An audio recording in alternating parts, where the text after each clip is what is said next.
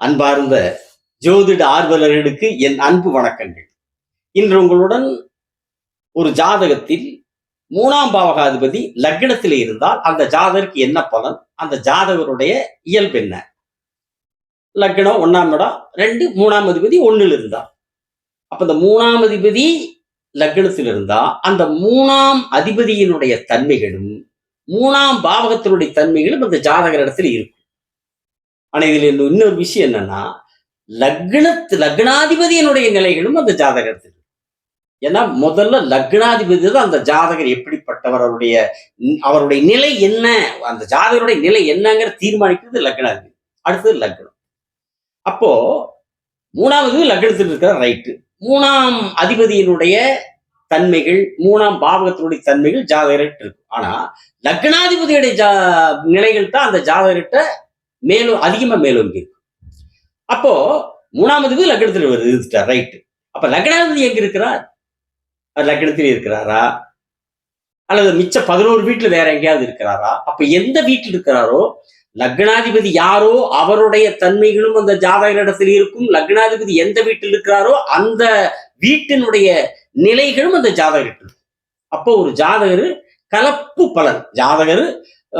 இப்ப நீங்க ஒரு எக்ஸாம்பிள் உதாரணம் எடுத்துட்டீங்கன்னா, ஒரு நல்லா பேசிட்டு இருப்பாங்க, நல்ல இனிமையா அருமையா சிரிச்சு நகைச்சுவையா ஜாலியா பேசிட்டு இருப்பாங்க.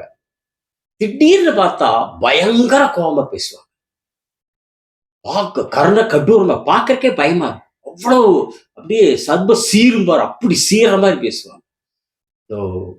கோபத்துல நாய் உழைக்கிற வள்ளு அப்படி குலைப்பாங்க. பயங்கர வாழு கத்துவாங்க. அந்த ஊரே ஏரியாவே அதிருன்னு வைங்களேன். ஆனா 10 நிமிஷத்துக்கு முன்னாடி நல்லா பேசிப்பாங்க. அப்புறம் கொஞ்சம் அதே 10 நிமிஷம் கழிச்சு அப்படி பேசிட்டு, 10 நிமிஷத்துக்கு முன்னாடி அவர் எந்த அளவுக்கு பிடிச்சதோ 10 நிமிஷத்துக்கு முன்னாடி அந்த அளவுக்கு ஒருவேளை வெறுப்பு. அவரு ஒரு நல்லது சொல்லி நல்லது செஞ்சிருந்தா கூட அது என்னடா இப்படி பேசுறாங்க மாதிரி.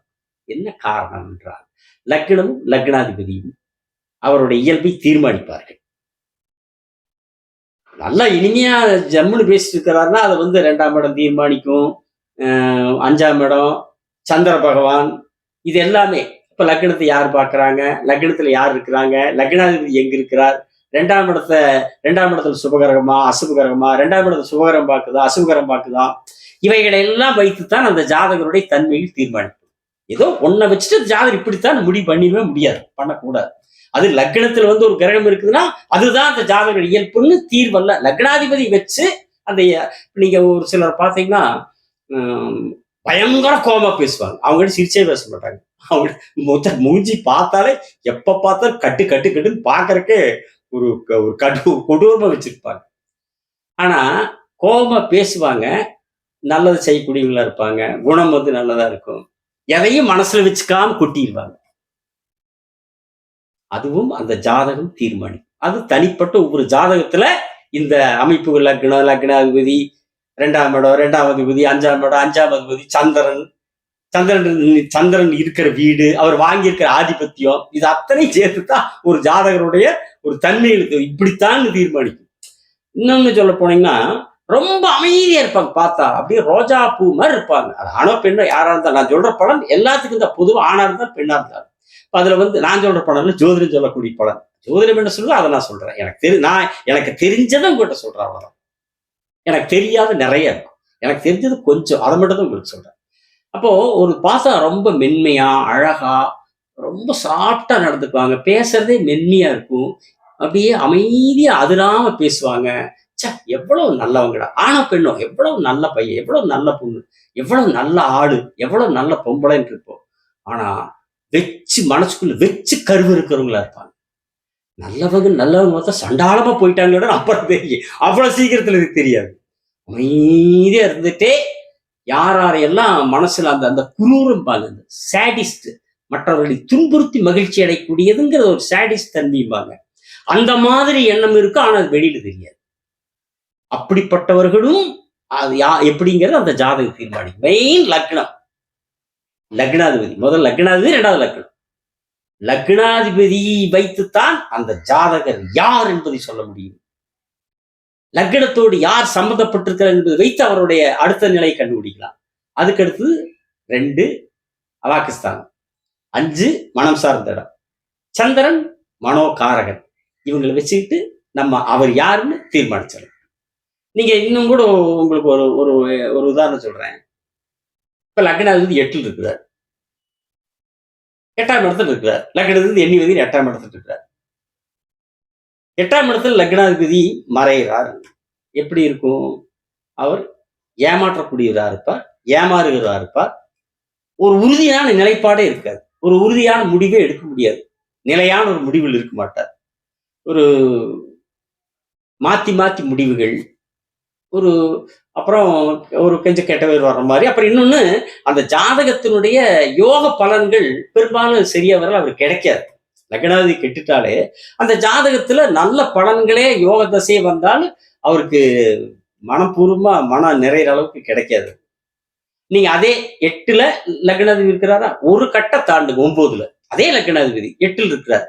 8ல் இருந்தா அவருடைய செயல்கள், அவருடைய கேரக்டர், அவருடைய இயல்பு அவ்வளவாக ஒரு சரியில்லாம இருக்குதுன்னு வைங்களேன்.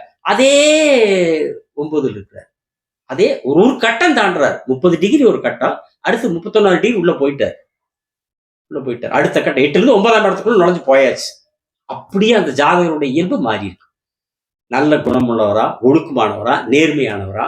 இப்ப இந்த 8ல் இருக்கும்போது நேர்மை குறைபாடு இருக்கும். 9ல் வர்றார், நேர்மையாத்த சம்பாதிக்கிறது, நேர்மையாத்த யாரை ஏமாத்தக்கூடாது, ஒருத்தர் காசு வேண்டாம். அதுல 8ல் இருக்கும்போது ஏமாந்தும் போவாரு, ஏமாத்தியும் வைப்பார், ஏமாத்தக்கூடிய வைப்பார், ஏமாந்து போவார். அப்புறம் பலன்களும் யோக பலன்கள் அவ்வளவா கிடைக்காது. அதே 9ல் இருக்க ஒரு கட்டம் தாண்டி இருக்கு, 8லிருந்து 9 கட்டத்தில் தாண்டி இருக்கிறார் லக்னாதிபதி. அந்த ஜாதகம் கொடுக்கக்கூடிய யோக பலன் அத்தனை அந்த ஜாதகம் கிடைக்கும், அத்தனையும் கிடைக்கும். இதுதான் லக்னாதிபதி. இன்னொன்னு, அந்த சமூகத்துல ஒரு ஒரு உயர்ந்த நல்ல நடவடிக்கை உள்ளவராக, ஒரு மற்றவர் மதிக்கக்கூடியவராக இருப்பார். இதை 8ல் இருக்கும்போது அது எதிர்மறையா போயிடும். அப்போ ஒரு ஜாதகரை அந்த லக்னாதிபதி எங்க இருக்கிறார், எந்த வீட்டில் இருக்கிறார், அந்த வீட்டினுடைய தன்மைகள் அந்த ஜாதகர்கிட்ட இருக்கும். அதே நேரத்துல லக்னாதிபதி எந்த வீட்டில் இருக்கிறாரோ அந்த தன்மைகள் ஜாதகர்கிட்ட இருக்கும். 8ல் இருந்த ஒரு தன்மை, 9ல் இருந்த ஒரு தன்மை. அதே மாதிரி லக்னத்துல எந்த கிரகம் இருக்குது, லக்னத்தை எந்த கிரகம் பார்க்குது, அந்த தன்மையும் ஜாதகர்கிட்ட வரும். ஏன்னா லக்னம் தான் அந்த ஜாதகருடைய செயல்களையும் இயல்புகளையும் தீர்மானிக்கிறது. அப்ப 3வது விதி இருந்தா என்ன? 3 என்ன? 3ன்னு எடுத்துட்டீங்கனாலே 3ஆம் பாவம் தைரியம், வீரியம், பக்கத்தூரு, விடாமுயற்சி, தகவல் தொழில்நுட்பம், பேசக்கூடிய அமைப்பை குறிக்கும், தொண்டை கழுத்து குறிக்கும். இந்த மாதிரி அமைப்புகள் எதுலையுமே இப்போ ஒரு எந்த முயற்சியும் விடாம இருக்கும். சகோதரனை, இளைய சகோதரத்தை குறிக்கும். நீங்க 3வது லக்னத்தில் இருந்தாலே ஜோதிட விதி இளைய சகோதரம் இருக்கும் அப்படிங்கிற ஒரு விதி. 3வது லக்னத்துல அந்த ஜாதகருக்கு இளைய சகோதரம் இருக்குங்கிறது ஜோதிட விதி. ஆனா இந்த காலத்துக்கு பொருந்துமா? பொருந்தாது. 2 குழந்தை ஒரு வீட்டில் இருக்குது. முதல் குழந்தை இப்போ 2வது குழந்தை ஜாதகத்தில் இருக்குதுன்னு வைங்க. இந்த விதி முதல் குழந்தை ஜாதகத்திலும் இருக்கு, 2வது குழந்தை ஜாதகத்திலும் இருக்கு.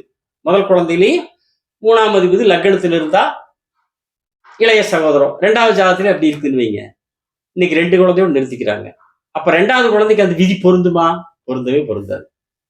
ஒரு ஆளான பையன், அந்த பையனே சம்மந்தப்பட்ட ஆளான பையனே ஜாதகம் பார்த்துட்டு நம்ம அப்படியே பெரிய ஜோதிட பெரிய ஞானி மாதிரி உங்களுக்கு ஒரு இளைய சகோதரம் இருக்கணுமே அப்படின்னு சொல்லணும் வையி, இவனால இங்க பிராடி ஜோசிக்கார நாட்டுக்குன்னு நினைச்சுக்குவாங்க. நம்மளுக்கு எங்கட நாம 2வது பையன் பிள்ளையோ, பையனை 2வது பையன், நாம 2வது பிள்ளை, நம்மளுக்கு கீழே தங்கச்சி பிள்ளை, தம்பி பிள்ளை வந்ததையும் இப்படி போய் சொல்றா அப்படி என்ன பிராடி ஜோதிடம் பண்றாங்க. ஏன்னா இது அந்த காலத்துக்கு எழுதப்பட்ட ஜோதிட விதி. அன்னைக்கெல்லாம் 5க்கு மேலதான் ஒரு வீட்டுல குழந்தை இருக்கு. அதனால அன்னைக்கு இந்த விதி போகுது 5ல இருந்து மேலதான், அது கீழே மேல 6, 7, 8, 9, 10, 11, 12, 16, 17, 18 இருக்கு. ஏன்னா அன்னைக்கு கருத்தடை சாதனங்கள் இல்லை, கண்டுபிடிக்கப்படவில்லை. அப்புறம் காலப்போக்கில் அது கண்டுபிடிக்கப்பட்டது, அதற்குண்டான அமைப்புகள் வந்துச்சு. அப்புறம் அது குறைச்சாங்க. அப்புறம் சமூகத்தினுடைய மாற்றம், இன்னைக்கு பொருளாதார தேவைகள், ஆடம்பர பொருட்களுடைய வருகைகள். அப்போ அந்த வருமானத்துக்கு இந்த மாதிரி முதல்ல ஒரு 2 புள்ள, ஒரு பையன், 2 பையன், ஒரு பிள்ளையிலே அப்படி இருந்துச்சு. 4, 5ங்கிறது அப்புறம் 2, 3 இப்படி வந்து கடைசியில் அரசாங்கம் 2 போதும் இருந்துச்சு. இப்போ 1 போதும் இருக்கு.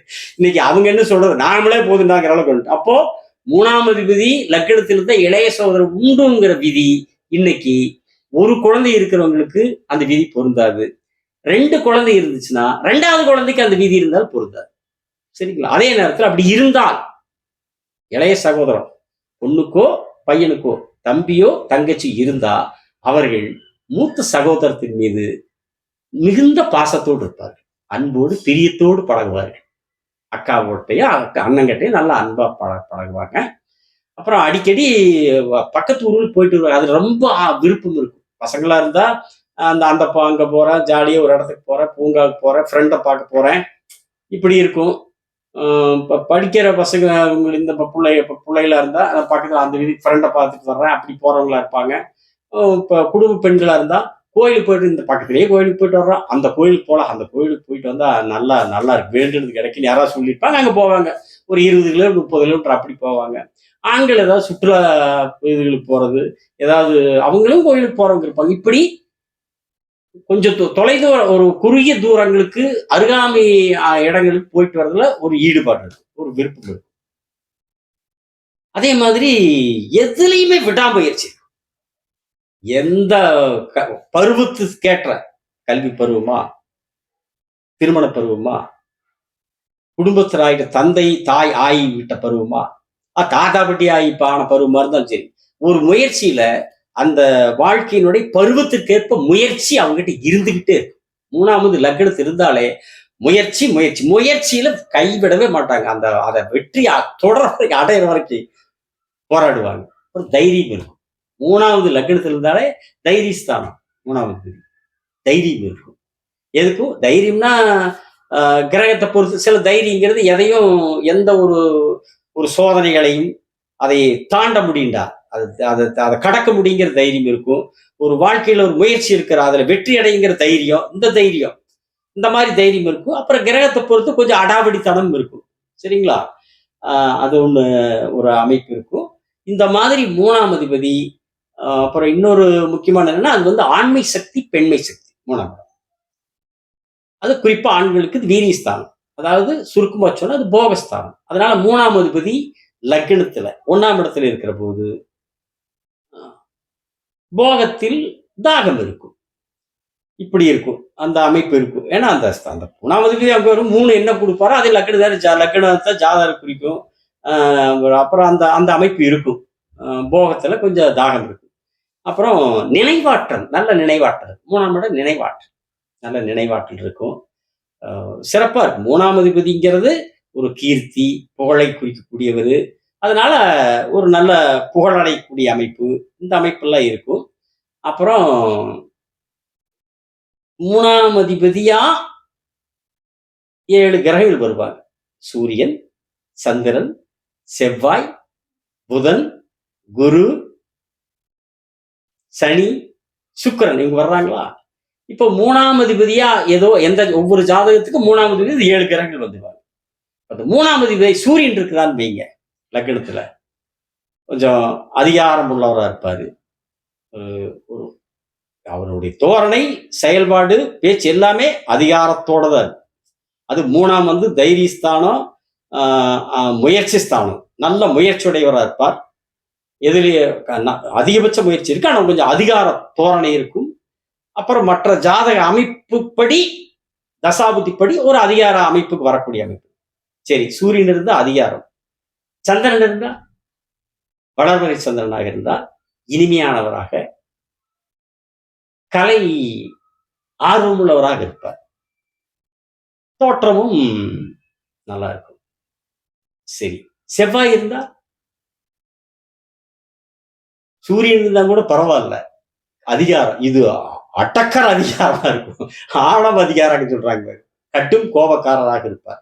அது 3க்கு காரகரே, தைரியத்துக்கு காரகரே செவ்வாய் தான். அந்த செவ்வாயே 3ஆம் லக்னத்தில் உட்காண்டா அவருடைய கோபத்துக்கும் அதே மாதிரி தைரியத்துக்கும் தான் உச்சபட்சமா இருக்கும். மிதமிஞ்சிய கோபம், மிதமிஞ்சிய தைரியம். சரி, புதன் புத்திசாலியாக இருப்பார், திக்பலமாயிருக்கும். லக்னத்தில் புதன் இருந்தாலே அது திக்பலம், நல்ல புத்திசாலி, நல்ல அறிவாளி, நல்ல கல்வி அமைப்பு, சிறப்பான அமைப்பு. புதன் லக்னத்தில் உட்கார்றது. சூரியன் உட்கார்ந்தா கூட அதுல கொஞ்சம் காரகம், அதாவது அந்த காரகரே அவர்தான். 1ஆம் இடத்து காரகர். 1லயோ 9லயும் சூரியன் இருந்தா அது காரகோபனாவஸ்தை ஏற்படும். ஆனா புதன் செவ்வாய் உட்காரும் போது கோபம் இதெல்லாம் வந்துருது. சந்திரன் உட்காரு, வளர்வை சந்திரன், அது ஒரு நல்ல சிறப்பு. வளர்வை சந்திரன் உட்கார்றது நல்ல கலையாற்றல், ஒரு நல்ல ஒரு நல்ல அமைப்பா இருக்கும். நல்லாவும் இருப்பாரு ஜாதகர். புதன் உட்கார்றாருன்னு வைங்க, சிறந்த புத்திசாலி, அறிவாளி, சமயோசித புத்தி, நல்லா இருக்கும்.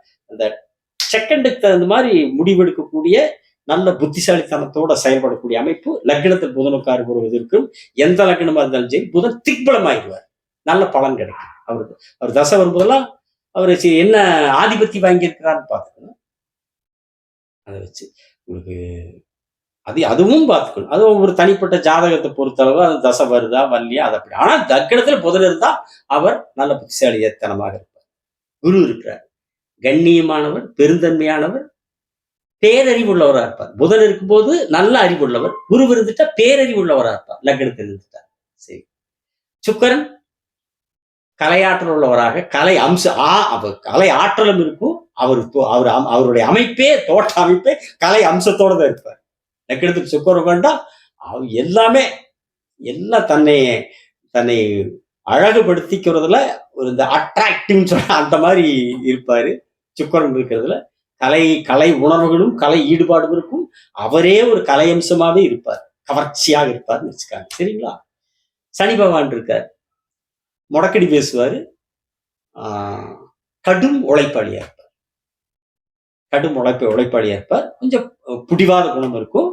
அதுக்கு பேருதான் கொஞ்சம் முடக்கடி பேசுவாரு. ஆனால் கடும் உழைப்பாளியா இருப்பார் என்று சொல்லி, அடுத்த காணொளியில் 3ஆம் அதிபதி 2ஆம் இடத்துல இருந்தால் அந்த ஜாதகருக்கு என்ன பலன், அந்த ஜாதகரின் நிலை என்ன நிலை என்பதை குறித்து உங்களுடன் பேசுகிறேன் என்று சொல்லி, சப்ஸ்கிரைப் செய்தவர்களுக்கு நன்றி. சப்ஸ்கிரைப் செய்யாதவர்கள் செய்யுங்கள் என்று உங்களை அன்புடன் கேட்டு விடைபெறுகிறேன். வணக்கம், நன்றி.